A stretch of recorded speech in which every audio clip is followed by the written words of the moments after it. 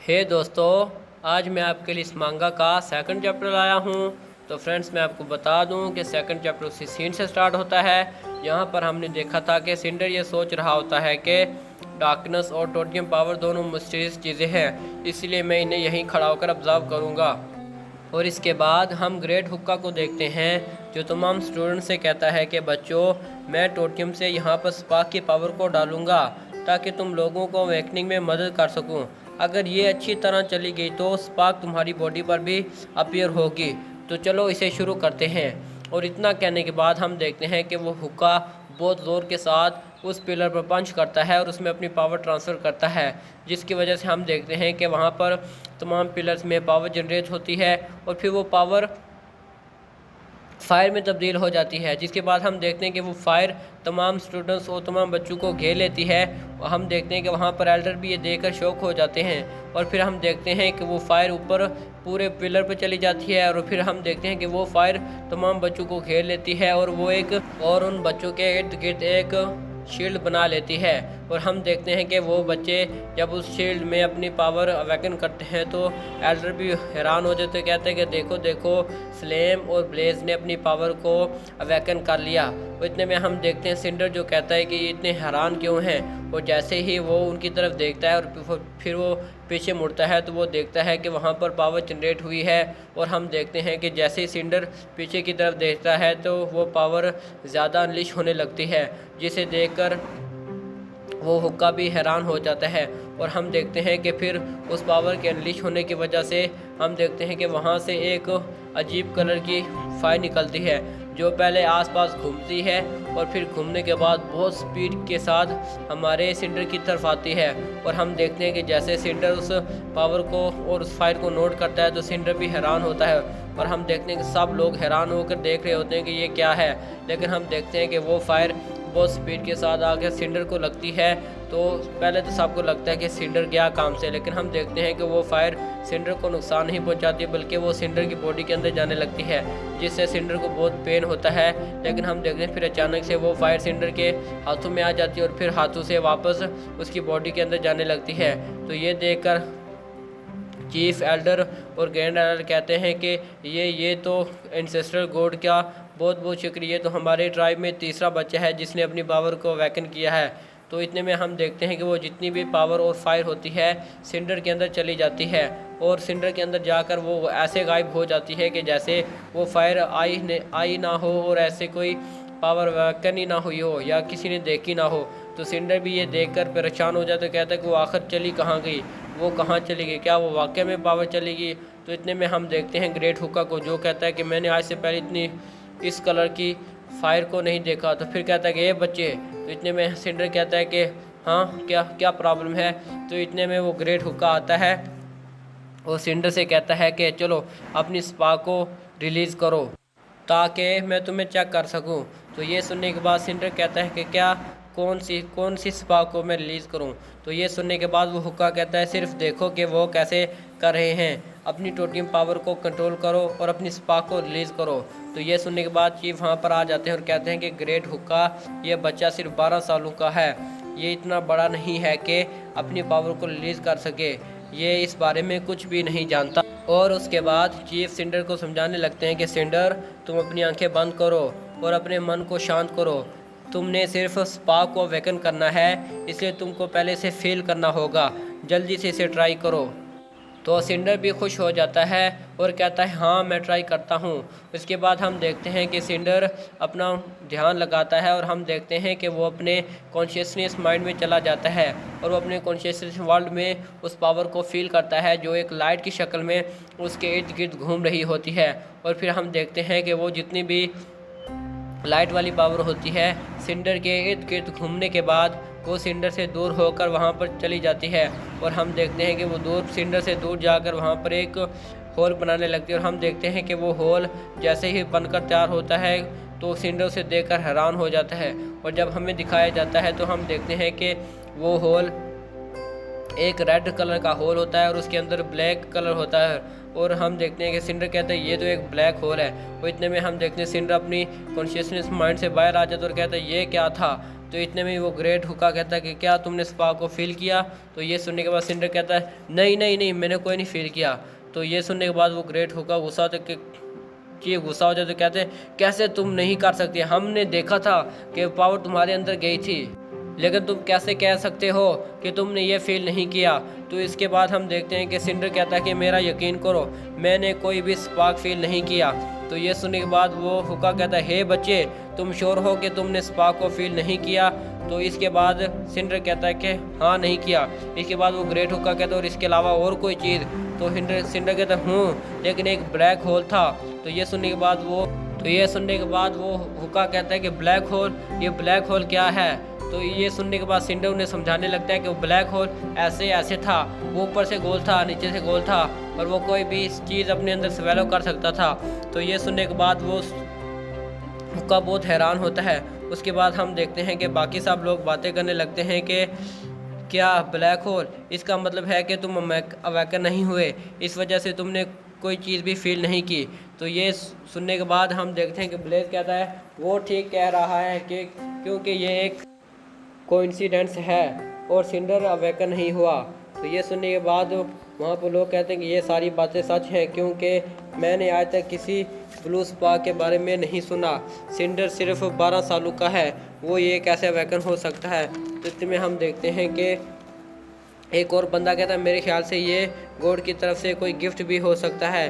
तो इतने में एक एल्डर चीफ के पास आता है और कहता है अगुरु, सिंडर का स्पार्क बहुत स्ट्रेंज है, कहीं ये तो कहीं डार्कनेस से रिलेटेड है।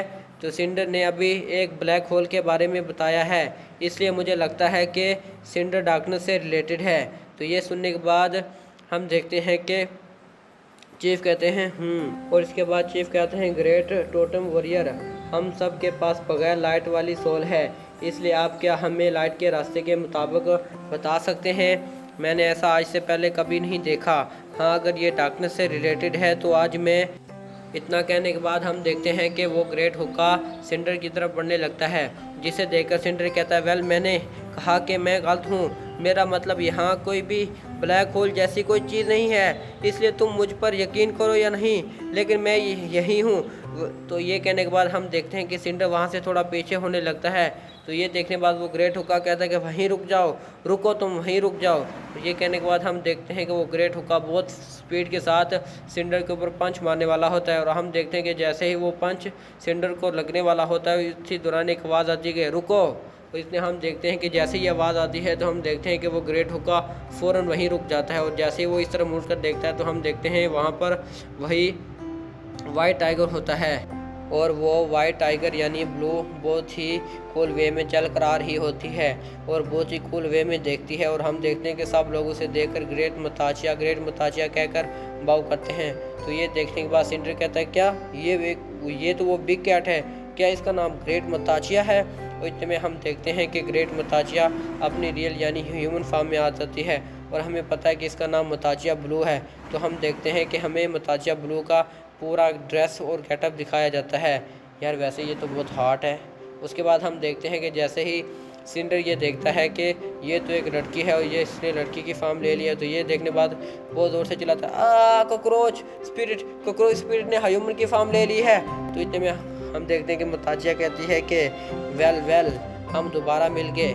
तो ये सुनने के बाद सिंडर कहता है क्या? तो इतने में हम देखते हैं कि हमें एक ऐसी चीज़ का सीन दिखाया जाता है जिसके ज़रिए हम देखते हैं कि दो बंदे फायर ट्राइब को देख रहे होते हैं उस आर्टिफैक्ट के ज़रिए, और हम देखते हैं कि वो आदमी कहता है कि पीछे लड़का कहता है उस आदमी से वो पहले अपीयर हुई और फिर डिसअपीयर होगी, ये कैसी फायर है?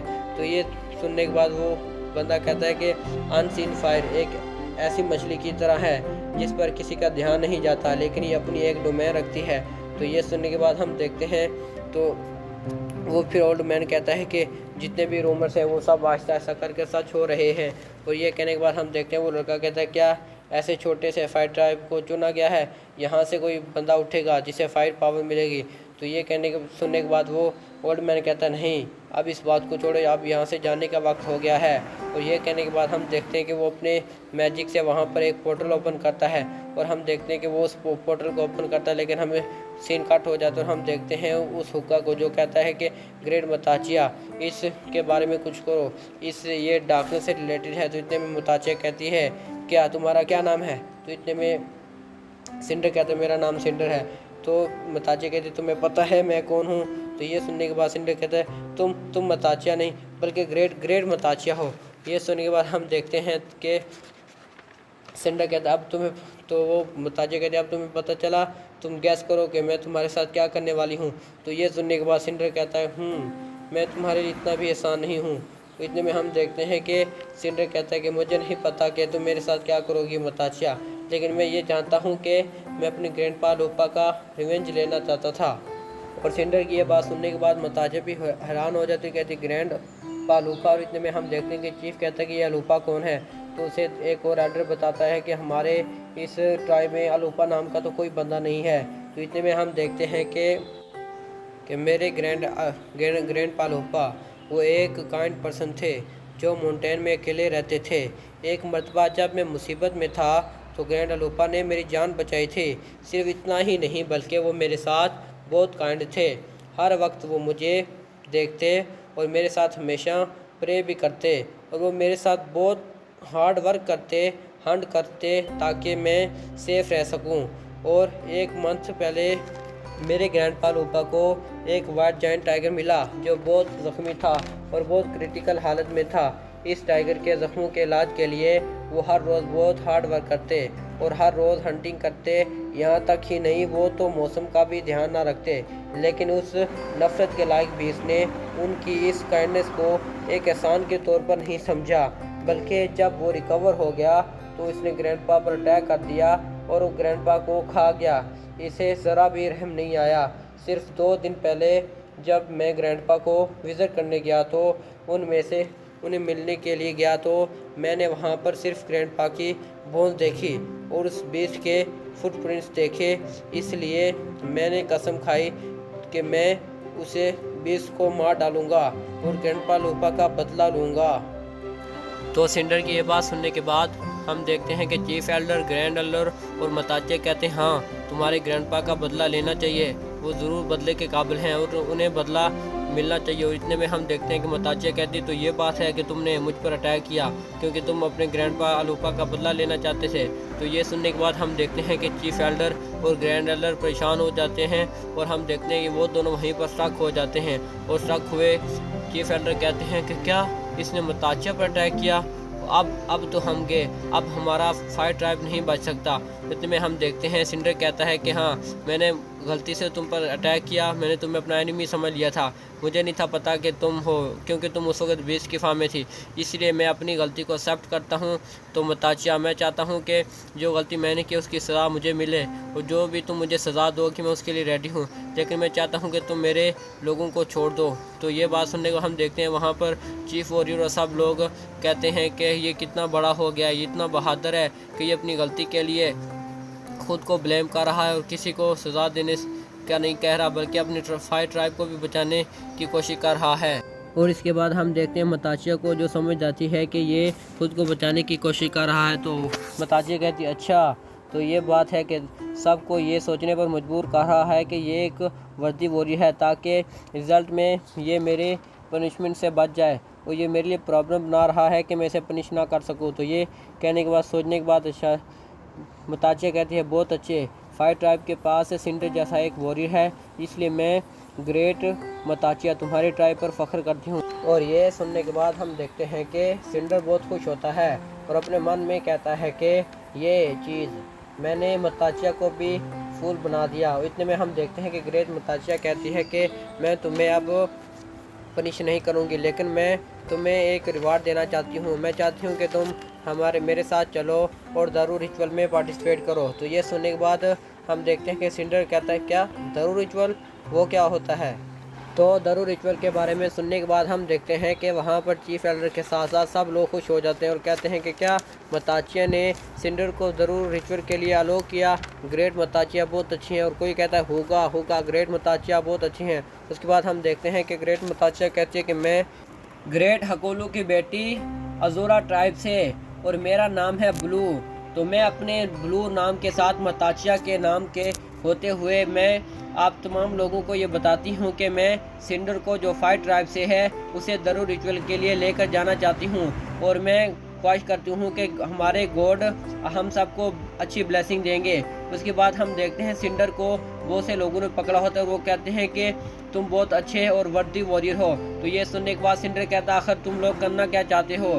تو اتنے میں ہم دیکھتے ہیں کہ وہ لوگ سنڈر کو ہوا میں اچھالتے ہیں اور کہتے ہیں کہ ہوگا ہمارے انسیسٹرل گوڈ نے ہمیں سنڈر کے طور پر ایک گفٹ دیا ہے۔ اس کے بعد ہم دیکھتے ہیں کہ چیف ایلڈر متاچیا کے پاس جاتے ہیں اور کہتے ہیں کہ گریٹ متاچیا، میں آپ سے بات پوچھ سکتا ہوں کیا؟ آپ مجھے بتا سکتی ہیں کہ سنڈر نے آپ مجھے بتا سکتی ہیں کہ درو ریچول کس لیول کا ہوگا؟ تو یہ سننے کے بعد گریٹ متاچیا کہتی ہے آف کورس، جیسے کہ فائٹ ٹرائب کے پاس بہت اچھا واریر ہے، وہ بھی اتنی ینگ ایج میں، تو آف کورس ریچول بھی ہائیسٹ لیول کا ہوگا۔ تو یہ سننے کے بعد ہم دیکھتے ہیں کہ چیف ایلڈر اس کے ساتھ باقی تمام ایلڈر متاچیا کا شکر ادا کرنے لگتے ہیں اور اسے وہ کرنے لگتے ہیں، جس کے بعد ہم دیکھتے ہیں کہ اور ایلڈر کو جو کہتے ہیں کہ گریٹ متاچیا، سنڈر نے آپ پر طے کیا مگر اسے پنش کرنے کے بجائے آپ اسے درو ریچول کے ہائیسٹ لیول کے لیے لے کر جانا چاہتی ہیں۔ گریٹ متاچیا، آپ کا دل تو اسکائی سے بھی بہت بڑا ہے۔ اور یہ کہنے کے بعد ہم دیکھتے ہیں کہ وہ ایلڈر رو رہا ہوتا ہے اور اس کے پیچھے باقی لوگ بھی رو رہے ہوتے ہیں اور متاچیا کی بڑائی کر رہے ہوتے ہیں، جس کے بعد ہم دیکھتے ہیں چیف ایلڈر کو جو سنڈر کو کہتے ہیں سنڈر ادھر آؤ، اور سنڈر کو پاس بلا کر کہتے ہیں کہ سنڈر یہ جو درو ریچول ہے متاچیا کی وجہ سے ہائیسٹ لیول کا ہوگا، اس لیے یہ ایک بہت ہونر کی بات ہے۔ تو ہمارے پورے ٹرائب میں اس سے پہلے کبھی بھی کوئی درو واریر نہیں ہے، اس لیے تم نیل ڈاؤن کرو اور متاچیا کا شکریہ ادا کرو۔ تو ہم دیکھتے ہیں کہ یہ سننے کے بعد تو سنڈر سوچتا ہے کہ یہ آخر کس طرح کا درو ریچول ہے۔